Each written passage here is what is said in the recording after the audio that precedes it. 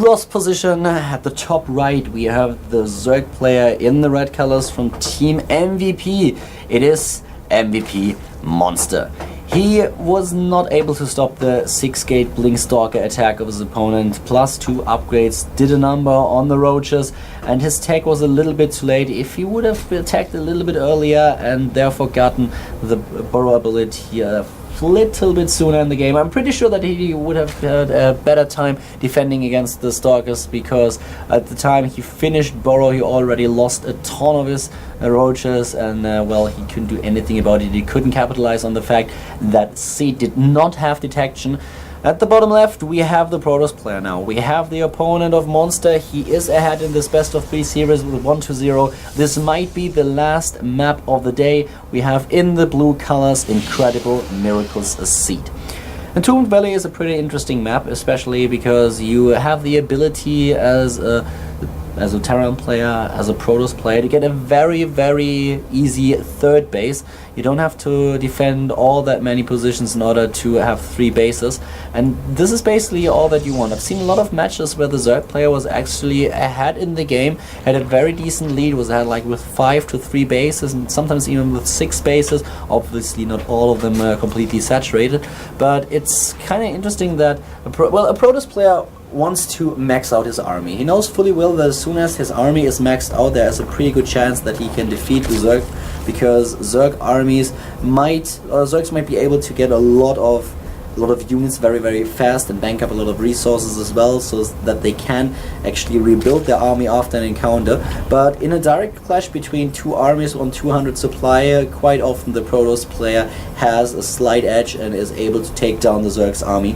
And if this happens, if you are able to save a lot of your units, Protoss player is usually able to carry the momentum into the attack. It's starting to attack his opponent, take down bases.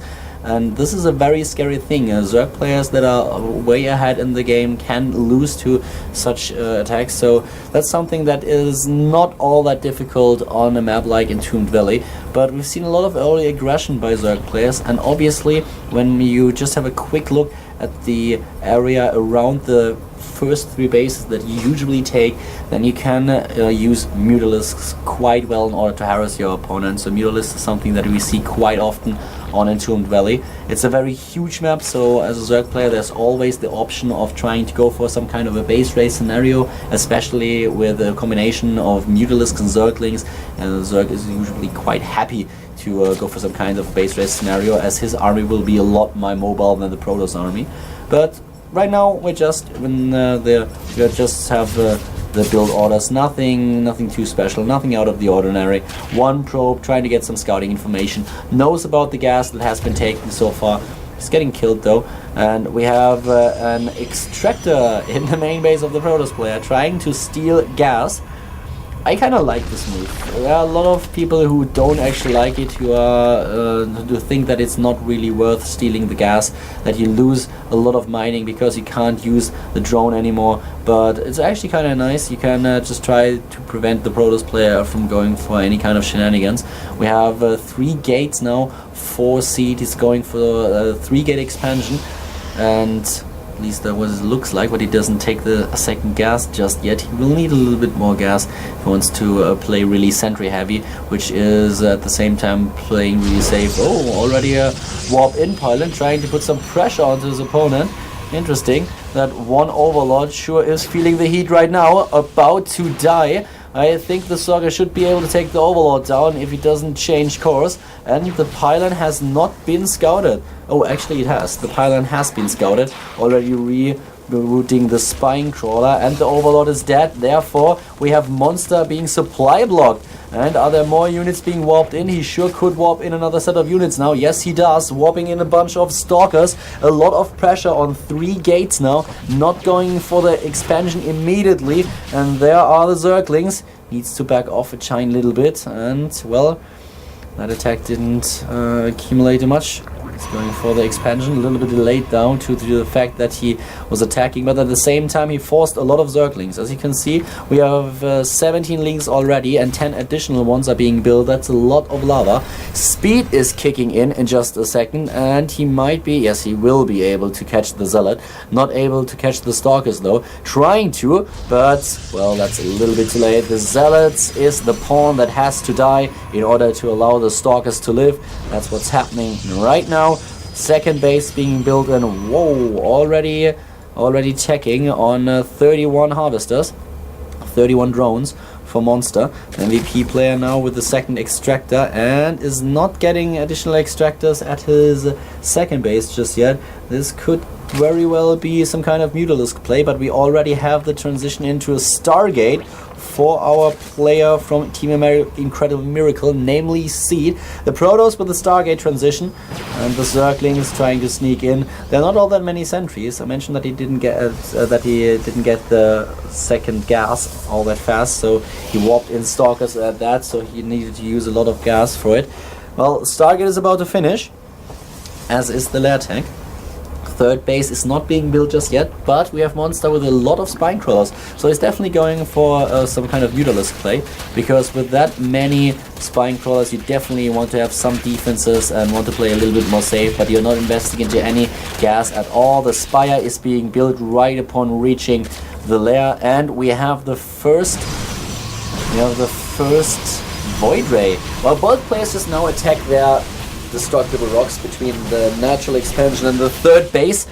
And let's have another quick look at the harvester count. 50 against 38 in favor of the Zerg. Already spreading his creep across the map. Spire is halfway done. No pressure just now from Seed. He is just trying to get some action done with the Void Rays. At least with the one Void Ray, that is, and of course the Phoenixes as well. And those Phoenixes will help a lot again, defending against the Mutalisks. They will really help Seed quite a bit. He only has one though, so he won't go for any ultra heavy Phoenix play in order to counter the Mutalisks, but at least a bunch of Phoenixes will be able to deal a little bit of damage. I don't think that the early attack is doing him any good though, because the Phoenixes are definitely not in a position where they can take down the first 8 or 9 Mutalisks, and the Void Ray is already retreating, while the Phoenix is just now scouting that the Spire is about to finish, and therefore there's just nothing he can do with the Void Ray. Void Ray retreating, the Phoenix is trying to harass a little bit, Macro Hatch is going down right now, and as he realizes that the Zerg is going for a very heavy Mutalisk build on 2 bases, we have Seed immediately with the Twilight Council. He knows that he needs Blink. He needs Blink to deal with the Mutalisk harass. He needs to have a very, very mobile army if you want to prevent the Zerg player from taking down too many units.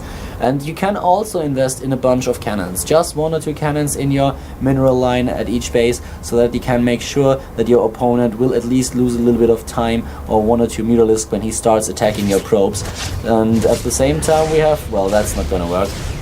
You should know that. That was a wasted effort right there. You need 4 Phoenixes in order to take down a Queen with 1 lift, and he only had 3. He knew that they were Mutalisks, so that was just a waste of energy. He had to know that that would not work at all. Another base is now being planned, as Monster is trying to take his 4th. He's already taking his 3rd base, and we have more upgrades for Zerg player, while the Protoss is now going for Blink and straight for the Templar Archive. He's going straight for the Templar Archive, and we still have a slight supply advantage in favor of the Zerg player, which is Monster. And, well, finally already the Infestation Pit in order to counter out the Blink. But how many harvesters do we have? In regards to the economy, Seed is actually doing a really good job right now. 54 against 57, and 2 Zerglings just trying to poke in if there's an expansion. Knows fully well now that there is no 3rd base for the Protoss just yet, but more and more Stalkers are being built, and yeah, right now he is on +1 attack upgrade, getting the +2 upgrade already. Monster on 3 bases. He needs a lot more drones if he wants to saturate all 3 mineral lines. He only has 60 so far. Another 10 to 15, there they are, 10 drones would do him some good. And we have with the Macro Hatchery obviously enough lava to just supply everything. We have the Pathogen Lance upgrade, Storm on the other side, and a lot of cannons. The cannons that I've been talking about very well, I like it. He's building cannons in every single mineral line, and therefore makes sure that even if the Mutalisks attack, that there is just a slight timing window where he can get back to his mineral line in order to defend against the Mutalisks, and they won't be able to pick off all too many of the harvesters and that. Having a quick look at the harvester count and at the stalker count, 17 stalkers and 19 Mutalisks. Both players are a little bit passive right now. A nice creep spread so far for Monster. He's doing a good job at that, but at the same time I have to say that the Mutalisk count is getting quite big, large. We have 21 Mutalisks already. Baneling is being built. More and more Mutalisks are being built as well. And the problem that Monster has now is that Storm is done. And Templars are very, very good against against low hit point units, and that's exactly what Mutalisks are. They don't have that many hit points, and so do Zerglings. So if Seed is able to use a bunch of good storms, then he will pressure and counter the build of his opponent with ease. But there's a small attempt to get in there. Nice, cancels every single building. Has to be careful now. Small blink in, nice force fields, stopping most of the Zerglings, doing a good job. No storm, there's one of them. A lot of damage to the Mutalisks. I have no idea what happened with the second storm. Probably he just tried to storm with one of his Templars. The Templar was too far away, and as soon as he got in position, he used the storm regardless of the situation at hand. And the situation was that the Stalkers just blinked in and therefore tanked most of the damage. Not too much though. Oh, a fleet beacon already. Alright, he wants to go for a mothership. 184 supply against 134, which is kind of common in Zerg versus Protoss, that at some point the Zerg will just go ahead in supply. But as you can see, we have already 73 Zerglings and 25 Mutalisks. So the main problem that Monster has right now is that everything his opponent does is countering his own build. The Hive Tech will enable him to go to Brood Lords, but with the Mothership in progress, we have Seed already preparing for it. Plus 3 attack upgrade is now being researched. 4 bases for Monster, getting a 5th. Once again, trying to poke a bit. And yep, 1 Stalker's dying. Guardian Shield is up. What is Monster doing? He's using way too many units. Another blink. Oh, that was too much. But what a nice storm. 2 beautiful storms kill nearly all of the Zerglings. Another storm hits the Mutalisks. Very well done so far by Seed. He did a really good job. 4,200 resources lost for the Zerg. For Monster, 3,300 lost for Seed. Mothership is being built right now, not scouted just yet. An Ultralisk cannon. Okay. It's been ages since I've seen Ultralisks against Protoss. Very interesting. I don't like it. I really don't. Ultralisks are not that great a unit. Their main advantage against Protoss is that they can kill force fields. So that will work well with Zerglings, but at the same time, Stalkers are really, really good against Ultralisks. Especially when there's no fungal. He's getting 1 Infestor right now. Ultralisks deal extra damage to Stalkers, but at the same time, Stalkers deal extra damage to Ultralisks. And if you focus down Ultralisks with Stalkers, they usually die within seconds. And if you then are able to use Blink in order to make sure that the front row Stalkers blink a little bit to the back, then you are in a very, very good position. So I'm not sure if I like this decision.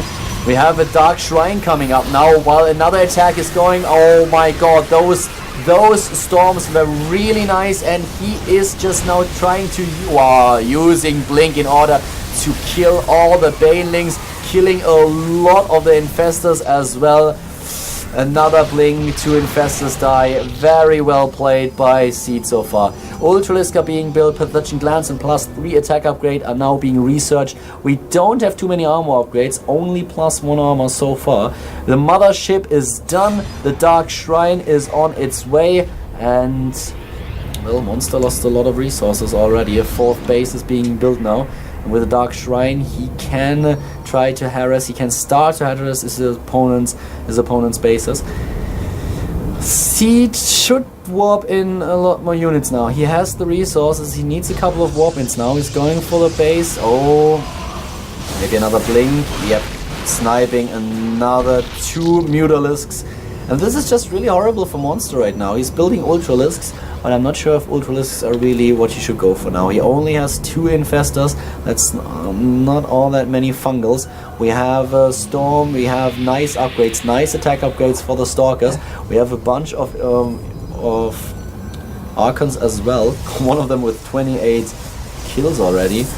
A 5th base coming up for Seed, and once more the attack. Nice Storm. Oh god, all of those Banelings die. The Storms are beautiful, very nice defensive Storms, really well played by Seed. This is just a brilliant positioning by Seed. He's doing so well, and he is luring his opponent into a bottleneck position where all those Storms, all those area of effect damage spells do a lot of damage, especially to the Banelings and Zerglings, but those Ultralisks are not happy Ultralisks either, and upon spotting them, the first thing that Seed does is getting a bunch of Immortals, which is very nice. Well, caught a little bit out of position, but not too many of them are actually dying. Another Mutalisk bites the dust, and well, what is he going to do? What is Seed going to do? He can attack now. He's in a very good position. He is nearly maxed out. He will wait a little bit longer until he has Immortals to deal with the Ultralisk threat. And here comes Monster attacking once again. And wow, the Immortal is picked off. That's really unfortunate. There's the battle though. A couple of one Fungal. That's all there is. An awesome amount of Storms. Nice use of the Vortex. Very well done so far, and he will be able to deal a lot of damage to the units that have been trapped inside. The Zerglings try to run by, but there are too many cannons. There are the Ultralisks, and he's blinking and killing down the Overseer, taking down one of the Ultralisks as well. Oh god, I have to say that I don't like the army composition for Monster at all. And more units are dying for Monster. 17,000 resources lost against 11,000, and now we have Overlord speed being researched. 17 additional Banelings. How many High Templars do we have? 6 High Templars. Still the Mothership, 2 Overseers, and with the help of the Observer, he's killing creep now. More Storms, very nice Storms, trying to retreat it a little bit. There are Dark Templars as well. Wow, Seed is getting a lot of damage. He is getting a lot of damage by the Ultralisks nonetheless, but he's killing tons of units, able to blink away as the Fungal is gone. The one unhappy Archon is trapped. Now maybe another blink trying to take down one of the Ultralisks. Not able to do it just yet. But if we have a quick look at the resources lost tab once again, and Seed is in a good position. 16,000 lost against 22,000. He's getting more and more Immortals right now, and he just has to get more upgrades for his Stalkers. It's very important now, getting the +2 armor upgrade, getting more and more Stalkers. He's now relying more on Stalker play, and he is actually able to close the gap in supply just a bit, while we have one Dark Templar now harassing the base over here, doing a little bit of damage. Harvester workers killed so far 6-0. So far we have not a single drone kill. Not a single drone kill for Seed, but he's able to take out the space.